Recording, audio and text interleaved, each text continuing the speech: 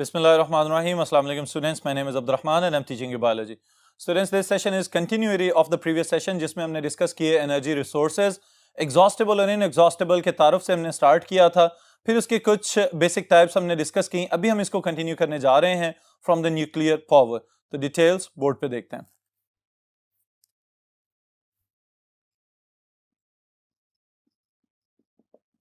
Alright students, इसमें पहले revise कर लीजिए कि आपने सबसे पहली जो चीज स्टडी की थी that is hydro electric power. Alright, then we discussed about the tidal power. फिर उसके बाद मैंने आपको एक चीज ऐड करवाई थी, Salter's duck. Alright, and then we studied the wind power.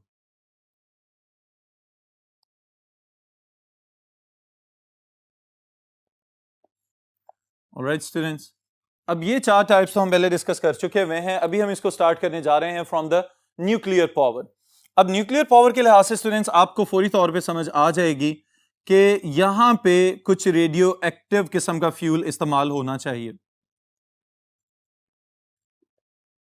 Alright students, अब जो न्यूक्लियर पावर स्टेशंस बनाए जाते हैं इनमें बुनियादी तौर पे काम तो इनका एनर्जी प्रोड्यूस करना है, लेकिन जो हम न्यूक्लियर फ्यूल यूज करते हैं ये पानी को हीट अप करने के लिए इस्तेमाल होता है। और पानी को हीट अप करते साथ ही इसमें से जो स्टीम खारिज होती है उस स्टीम को फिर चैनलाइज किया जाता है टरबाइंस चलाने के लिए, और उन टरबाइंस के साथ वही पुराने वाला मैकेनिज्म जनरेटर्स अटैच्ड होंगे और उन जनरेटर से बिजली बना के फिर आगे डिस्ट्रीब्यूट कर दी जाती है। अब स्टूडेंट्स इस चीज को समझ लें कि न्यूक्लियर पावर प्रोड्यूस करना हमें देखने में तो बड़ा फैसिनेटिंग सा लग रहा होता है, लेकिन इसको संभालना, इसकी मेंटेनेंस, ये बहुत ही ज्यादा जबरदस्त किस्म का सेंसिटिव काम है।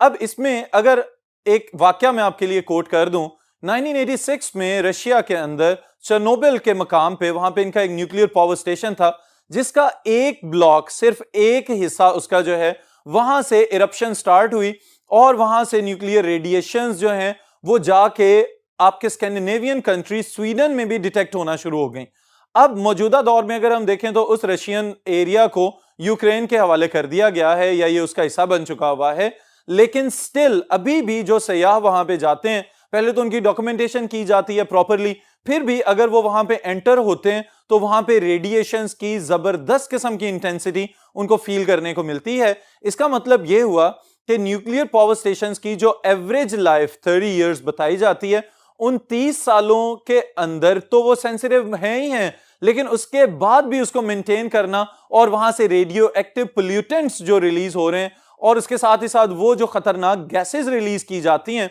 इसके लिए भी स्टूडेंट्स ये बात याद रखिएगा कि वो गैसेस जो उस पावर स्टेशन में से प्रोड्यूस होती हैं उन गैसेस का फ्लो बड़े तरीके से मेंटेन किया जाता है। इवन के किसी दिन अगर हवा का फ्लो आबादियों की तरफ हो तो उनको वहां पे उस वक्त रिलीज नहीं किया जाएगा। अगर इस चीज का अंदाजा हो कि उस वक्त हवा का फ्लो किसी दूसरे ऐसे एरिया में है कि जहां पे इंसानी आबादी नहीं है, तो फिर उस दिन उन एक्स्ट्रा गैसेस को या वेस्ट गैसेस को रिलीज कर दिया जाता है इनटू द एनवायरनमेंट। ऑलराइट, लेकिन स्टिल अगर हम देखें तो चूंकि जमीन तो हर वक्त घूम रही है, हवा भी हर वक्त फ्लो में है, तो किसी सूरत भी ये इंसानों के लिए फायदामंद नहीं है। बेशक वो इस चीज के या इन चीजों को रेगुलेट कर भी रहे हैं, तमाम किस्म की एहतियातें भी मद्देनजर रखी जा रही हैं, लेकिन उसके बावजूद अगर खुदा न खास्ता न्यूक्लियर पोल्यूशन फैलती है तो उसकी वजह से इर्द गिर्द के माहौल को बहुत ज्यादा सीवियर नुकसान हो सकते हैं। ऑलराइट स्टूडेंट्स, तो पावर जनरेशन के एतबार से एक तो ये पहले ही महंगा रिसोर्स है, और दूसरे नंबर पे फिर ये कि जो वो नेचुरल ओर्स वगैरह जो हमें मिल रहे थे यूरेनियम वगैरह के, उनको रिफाइन करने में और फिर उनको इस्तेमाल करने में जो एक्सपेंसेस आ रहे हैं उस लिहाज से, और हमारा जो फोकस है मेन कि माहौलियाती एतबार से ये कतन इतना कोई यूजफुल प्रोसेस नहीं है, तो हमें स्टिल इसकी बजाय किसी और अल्टरनेट वे को इख्तियार कर लेना चाहिए। तो उस अल्टरनेट वे के लिए स्टूडेंट्स हमारे पास कुछ ऑप्शंस मौजूद हैं। The first one is known as the geothermal energy.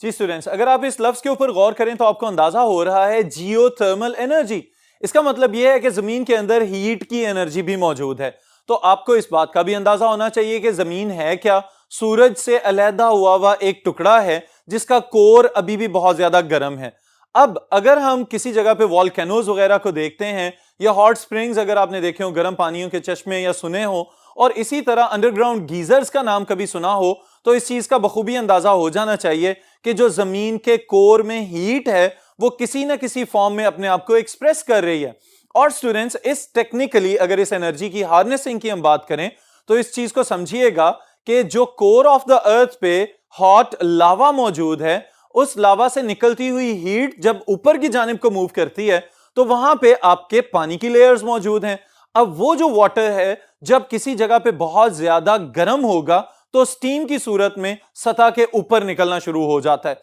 Alright, तो वो जो स्टीम या ड्राई हीट जिसे हम कहते हैं जब बाहर निकल रही होती है तो उसको किसी ना किसी तरीके से इस्तेमाल करना भी जरूरी है कि कहीं हम कुदरती जराए का ज़िया ना कर दें। तो उसके लिए स्टूडेंट्स क्या किया जाता है कि बहुत सारे ममालिक ने अपने पास जियोथर्मल पावर स्टेशंस बनाना शुरू कर दिए हैं। ऑलराइट, आपकी किताब में न्यूजीलैंड और आइसलैंड वगैरह का जिक्र किया गया है, लेकिन बहुत सारे और ममालिक भी हैं कि जिन्होंने प्रॉपरली अब इस चीज को एक अल्टरनेट या एक आर्टिफिशियल वे में भी चलाना शुरू कर दिया है कि जमीन की हीट की एनर्जी को इस्तेमाल करते हुए पानी को गर्म किया जाता है, स्टीम बनाई जाती है और फिर उस स्टीम से अपनी टरबाइंस और जनरेटर्स चला लिए जाते हैं। तो ये वाले जो पावर जनरेटर्स हैं इनको हम कहेंगे these are using the natural resource that is inexhaustible, क्योंकि जमीन अभी तक अगर इतने लाख साल गुजर जाने के बाद भी दरमियान में से गर्म है और वॉल्केनोज की सूरत में कहीं ना कहीं निकलती हुई भी उसकी हीट नजर आती है,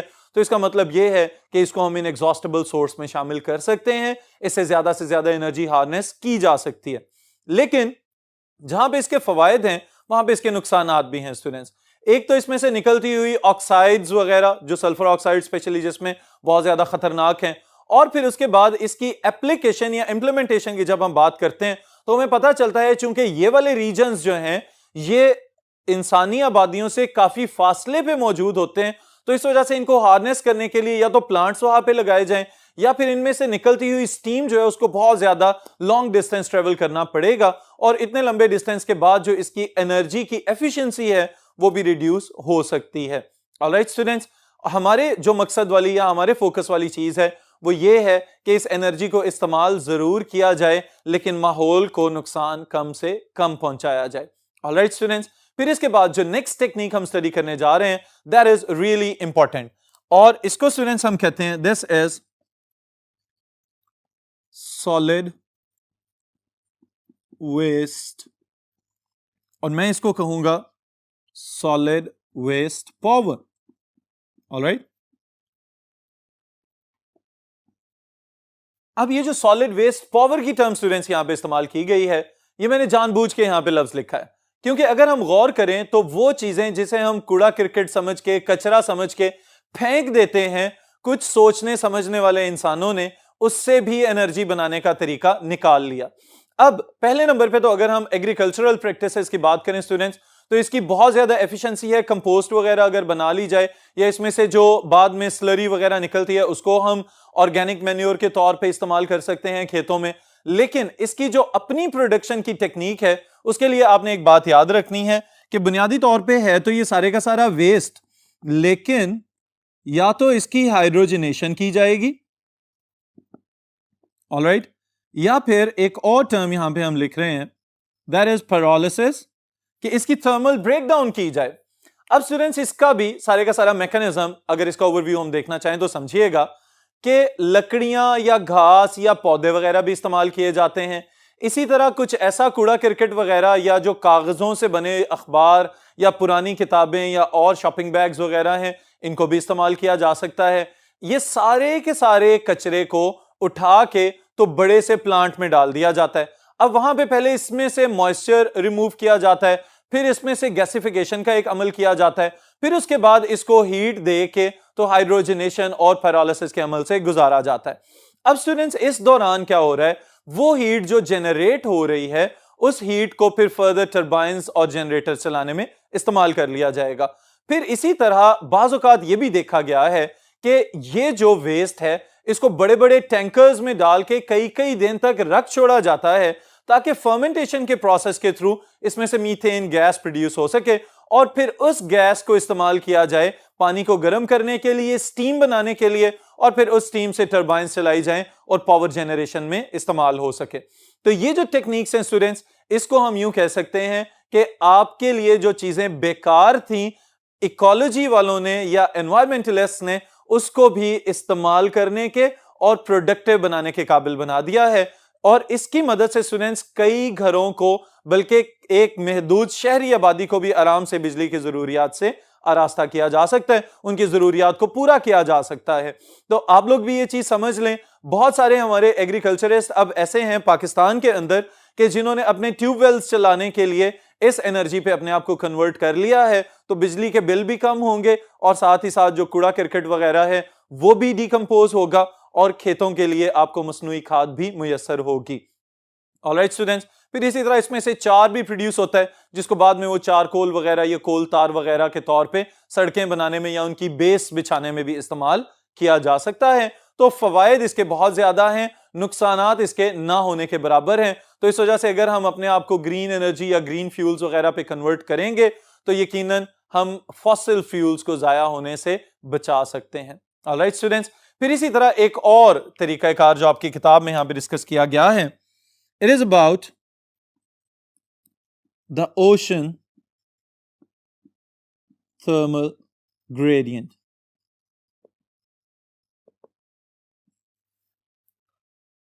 ओशन थर्मल ग्रेडियंट स्टूडेंट्स, अगर इन्हीं अल्फाज के ऊपर आप गौर करें तो हमें अंदाजा हो रहा है समंदर के टेम्परेचर में कहीं ना कहीं फ्लक्चुएशन आने की वजह से एक ग्रेडियंट डेवलप हो गया। ये ग्रेडियंट किस तरह से डेवलप होता है इसको अभी देखते हैं। अब स्टूडेंट्स याद रखिएगा कि सरफेस के ऊपर टेम्परेचर है 25 डिग्री सेल्सियस, ऑलराइट, और बॉटम की अगर हम बात करें तो यहां पे टेम्परेचर है ऑलमोस्ट 4 to 5 डिग्री सेल्सियस।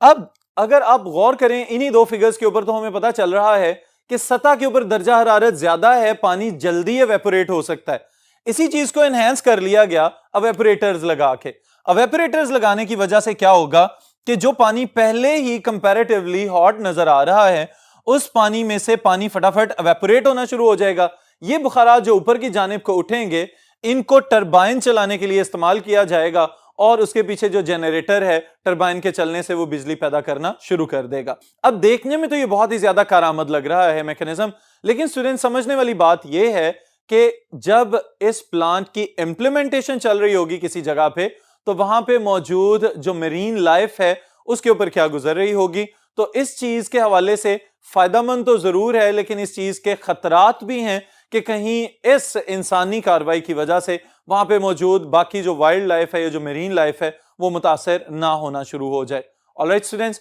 तो इस पॉइंट पे भी जरूर गौर कीजिएगा कि हम सिर्फ कहीं अपने फायदे की खातिर बाकी सारे के सारे लाइफ को नुकसान तो नहीं पहुंचा रहे। फिर इसके बाद स्टूडेंट्स आखिरी बात, और वो ये कि इन तमाम चीजों के लिए हम अगर समराइज करना चाहें कुछ पॉइंट्स को तो किस तरह से लिखेंगे। सबसे पहली एक ही बात, and that is conservation of resources. Alright students, यानी इन तमाम वसाइल को जाया होने से बचाया जाए। अब इन सारे वसाइल को अगर हम जाया होने से बचाना चाहते हैं तो सबसे पहली चीज क्या है, we have to change ourselves. हम पानी तो नहीं कहीं जरूरत से ज्यादा जाया कर रहे, हम कहीं अपने घरों में आने वाली गैस को तो जरूरत से ज्यादा जाया नहीं कर रहे, कहीं बिजली तो इस तरह से इस्तेमाल नहीं हो रही कि कहीं पे लाइट्स बहुत ज्यादा लगा दी गई हैं लेकिन वहां पे जरूरत कम है, या किसी घर में अगर अफराद कम है उसके बावजूद वहां पे बहुत ज्यादा लाइटिंग कर दी जाती है। इसी तरह अगर गर्मियों की हम बात करें तो एयर कूलर्स और रेफ्रिजरेटर्स वगैरह हम इस्तेमाल कर रहे होते हैं, और इसी तरह जो एयर कंडीशनर्स इस्तेमाल कर रहे होते हैं, कहीं ऐसा तो नहीं कि वो आपने चलता ही छोड़ दिया है और फिर उसके बाद किसी को उसका ख्याल नहीं रहा। और फॉसिल फ्यूल्स में अगर ऑटोमोबाइल्स वगैरह की हम बात करें तो ट्रांसपोर्टेशन में स्टूडेंट्स अक्सर ये देखने को मिलता है कि बाज़ औक़ात एक ही जगह पे 4-4, 5-5 किस्म की व्हीकल्स इस्तेमाल हो रही होती हैं, एक घर में बहुत ज्यादा गाड़ियां इस्तेमाल हो रही होती हैं। तो उस चीज को उनको रखना it is not a bad thing, लेकिन अगर हमारे पास वसाइल की कमी हो रही है और हमें इस चीज का खुदा न खास्ता खतरा है कि कहीं हमारी आने वाली नस्लें इन आसाइशों को हासिल ना कर सकें तो फिर ज्यादा सोचने वाली चीज है कि इसलिए हम अभी से अगर कुछ अक़दार को अपना लें कि जैसे बहुत सारे मगरबी ममालिक में बहुत ज्यादा सिविलाइज्ड नेशंस ने कुछ चीजें अपना ली हैं कि ऑटोमोबाइल्स वगैरह को इग्नोर करके पब्लिक ट्रांसपोर्ट से इस्तेमाल की जाए। इसी तरह कोई ना कोई दिन ऐसा रख लिया जाए कि जिस दिन एटलीस्ट हम अपने घरों में मौजूद गाड़ियों को इस्तेमाल ना करें, या कोई दिन ऐसा रख लिया जाए कि जिस दिन हम ये अहद कर लें कि उस दिन हम कम से कम फॉसिल फ्यूल्स वगैरह को जलाएंगे या इनका इस्तेमाल जो है उसका जरूर ख्याल रखेंगे। तो इन सब चीजों पे खुद भी गौर करें, दूसरों में भी ये अवेयरनेस फैलाएं। फिर इंशाअल्लाह ताला नेक्स्ट सेशन में नेक्स्ट टॉपिक के साथ मुलाकात होगी।